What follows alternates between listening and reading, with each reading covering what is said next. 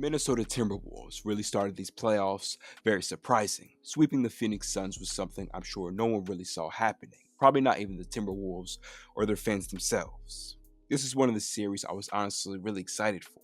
I thought it was going to be really entertaining, and it was, as I wanted the Wolves to win, so seeing them do that was nice. But they came in to really just dominate the Phoenix Suns for 4 games. They continued to surprise people, and again, myself, as I picked the Nuggets to win this series. I did not expect the Wolves, though, to come out and go up 2-0, and it really just stunned the world the way that they did that, to come in and win the first 2 games in Denver versus the reigning champions. I'm sure most people came into the series having the Nuggets win, and the Timberwolves came in to just set themselves up perfectly to go back to Minnesota up 2-0. And that's a really unique position to put yourselves in, especially with a team as good as the Nuggets. But these last couple games, they've honestly really fallen apart. Now, to of course expect them to sweep Denver is really unrealistic. But at the same time, you wish that they would show a little more fight in these last 2 games, and they simply haven't, at least outside of Anthony Edwards. He is really doing everything he needs to do and continuing to build a great career for himself just in year 4. We've known who he is for some time now as a high level talent. Obviously, can get to the rim, finish strong with dunks, as well as finish tough through contact for layups. He can get to his mid range. He's been utilizing that bang shot a lot as of late. And when he gets hot, he can pour down threes. And he's been exactly who you want him to be in these playoffs as the best player for the Timberwolves. He really took over as the best player over the last couple of years over Karl-Anthony Towns, and that has shown in these playoffs as he's gotten better. He's shown that he's a playoff riser. What's special about Ant is that it's not just on the offensive side of the ball. Defensively, he's also really engaged and active, which is just so valuable for your best player. He's really setting the tone that no one is really off the hook defensively. Everyone has to show effort. We know how much Ant pours in on the offensive side of the ball, and he comes back down on the other end and still tries his hardest. That just shows that no one has any excuse to say they're tired or anything. If this guy is doing what he's doing on offense, dropping 40s, why can't you give effort too? And he's been exactly who you want him to be in this Nugget series as well. Maybe outside of game 3, but the other 3 games, he's been locked in and he's done everything he needs to do.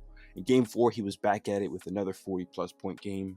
The fact that they only lost by single digits and everyone else was as quiet as they were offensively shows just how much you really put them on their back. And the way people have been talking about Anthony Edwards over the last several months, comparing him to Jordan, saying Jordan is a secret father and all that sort of stuff. Ant says he doesn't like the comparisons, but in terms of being a 2 guard that's for it, with it, not scared of the moment, 2-way player, I mean, sure, there's some comparisons there.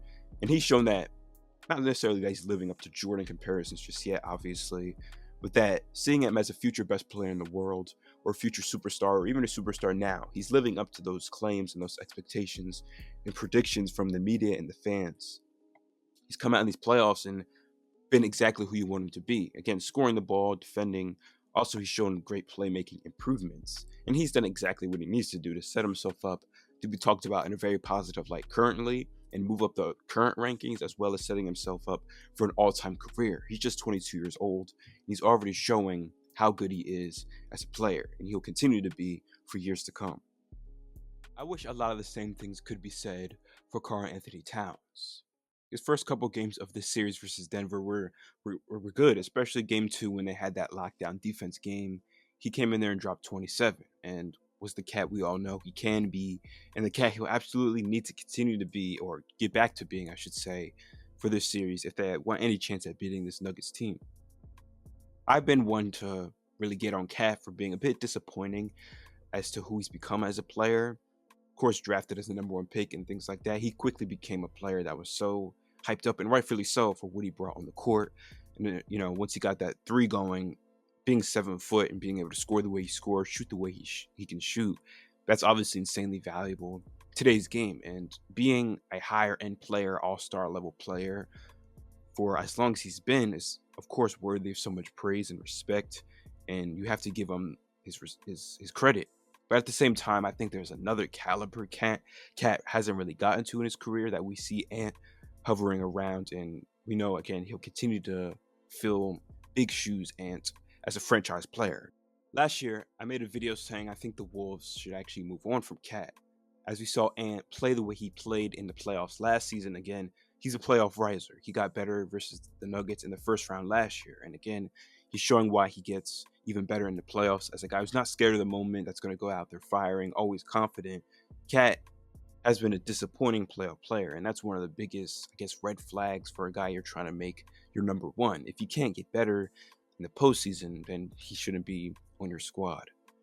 You shouldn't look to him and feel confident that he can lead you, or in this case, now that Ant again has taken over as the number one, be that complementary piece. I have to give him credit, Karl-Anthony Towns, specifically on the defensive side of the ball, where he has had better moments. But in the last couple games, again versus Denver, he's been lackluster. Game 3 only took 7 shots.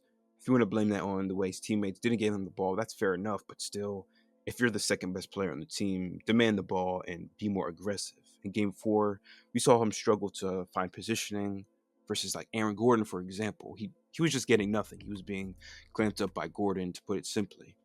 So people say that, he's soft. They say he's not an impact player on defense. Again, I've been one to, last year I said I think they should trade him, but I do hope he can get back to who he's been in spots of this playoff run. Consistently, he has not been, obviously, to the level of Ant. He's not been consistent throughout this playoff run, Cat. And I'm really hoping, again, in the last 2 games, he has really been nothing on offense. Game 4 was really, really rough for him offensively. Just couldn't find his game whatsoever. And I'm hoping tonight in Game 5, he can get back to that. I really do. We know who he can be on offense. He's improved on defense. If this Wolves team wants anything to do with the conference finals, the finals, or championship this season, Cat is going to have to play his best game. The game that we all know he can play. Rudy Gobert has been another player in these last couple games that has been disappointing for the Minnesota Timberwolves. Is another guy that's going to have to step up and help Ant in this pursuit of beating the Denver Nuggets. And he's been a guy that I've really defended over the last several years as a great defender. Guys, that is, of course, a positive. And overall, I just think he's been judged pretty unfairly from NBA fans in the way that they judge him, maybe compared to some other players. I think a lot of people kind of feel the way they feel and don't necessarily base a whole lot of that on what they see. Because I think a lot of the claims that are made against Rudy just aren't really based in fact or from what people are actually seeing, rather than kind of just people regurgitating the same things they're hearing from other people in among the NBA fandom. With that being said, it's not all just coming from nowhere, especially with the current critiques. As I said, Game 3 and Game 4, he has not had nearly enough defensive impact to justify him being on the court, because that's, again, frankly, the reason he's out there is to defend. So if he's not having great impact on that end and helping clean up some of these mistakes from his teammates, there's not a whole lot of reason to have Rudy Gobert on the court. There really is no other reason, aside from maybe rebounding. And even in Game 3, there was not enough impact on the glass from the center. So going forward, that's going to have to step up majorly from the 5. That's why he's out there. And in Game 5 tonight, he's going to need to have his hands completely all over the game defensively. Anything other than that, you start to question why they traded for him again. And these sound like great, grand things to maybe conclude, but as much as I've been defending him and people have been claiming they're better without him after Game 2, I don't think that's fair, because that's just based off of a singular game and not looking at the last couple years where he's had such a positive impact and lifted their ceiling so greatly on that end. But if he doesn't come out and show out way better than he did in Game 3 and Game 4, maybe people are right about him and maybe I should stop defending him. I think similar to how Cat, he's been seen as a playoff dropper, he's been seen as too soft, somewhat of a disappointment. He can really just dead all of those narratives tonight and going forward. He's been better in stretches, as I've said, but needs to be more consistent and show Ant that he has some support. Same thing with Rudy.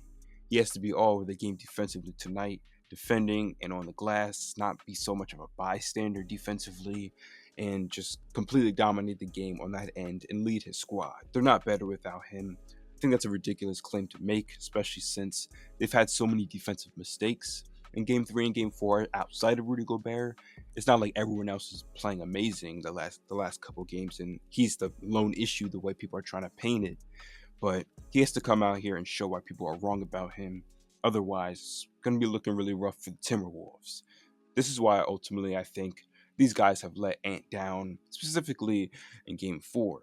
The game that he played was just ridiculous. They only lost by single digits. He's going to need help to close the series out.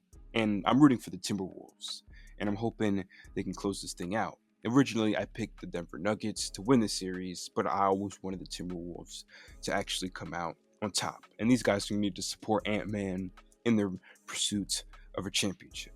What do you think? Do you think these guys will step up? I'm confident Ant will come out firing as he always does. But regardless, I'm hoping it's just a better game it was in some of these other games in these playoffs. Let me know what you think in the comments below. Thank you for watching this video. See you guys soon. Peace out.